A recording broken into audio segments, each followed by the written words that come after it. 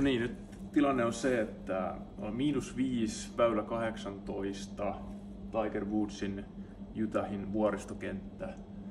Ja nyt tarvitsee siikeli, että saadaan -7 tää tulos. Ja tosiaan valkoisilta pelataan ja ei ole ihan se musta, miltä Tiger itse pelaa, että se on aika pitkä. Mutta pelataan tää, niin katsotaan mitä saadaan aikaan.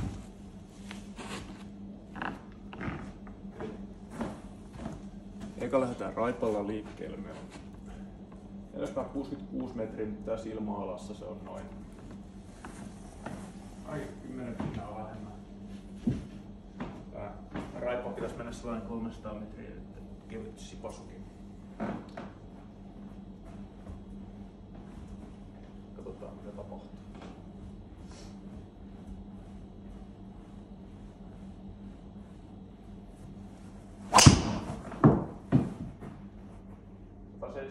Mailia tunnissa ball speed ja vittu ikää. Slice sinne tuli sitten. Ei avaus mitä tähän tarvittiin, mutta sellainen saatiin. 170 metriä lipulle.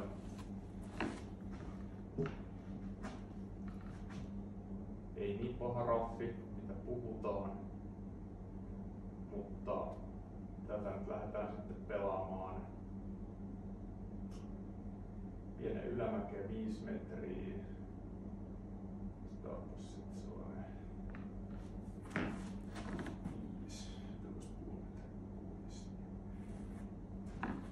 5,5 Coveritkin vähän tuolla matalana, niin mä luulen, että me joudumme kaiken huomioon ottaa ja tällainen rautakutosella.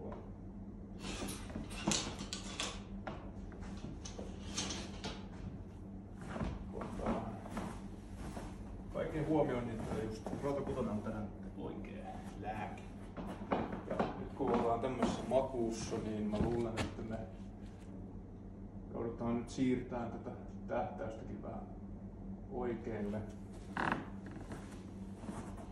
Ja katsotaan mitä tästä tulee. Todennäköisesti ei ihan greenille mennä, mutta yrittää.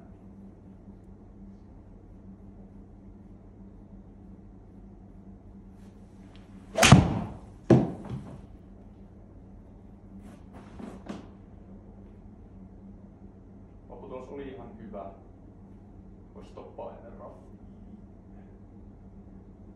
Eikä se stoppaa. 16,9 jää lipulle, eli chip iniltä saadaan liikkeelle.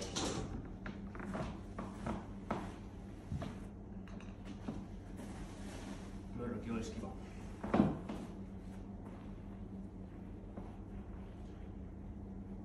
Mikäs? Aika kevyt sipasu tääkin saa olla.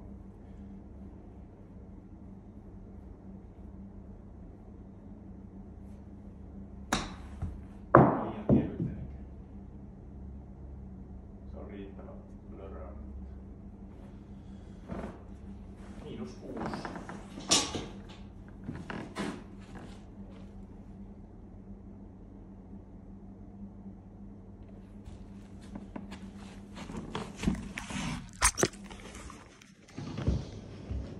Eli jos käy nopeasti nyt läpi tämän, mitä tässä tapahtui, niin etunen pelattiin -2 ja takanen sitten -4. Eli tää oli ihan hyvä kierros tältä valkoiselta tiiltä. Eli mä oon pelannut aikaisemmin siltä keltaiselta tiiltä, mikä on vähän taaempana, eikö edempänä kuin tää valkoinen, niin kans -6. Eli parannusta siihen nähdään.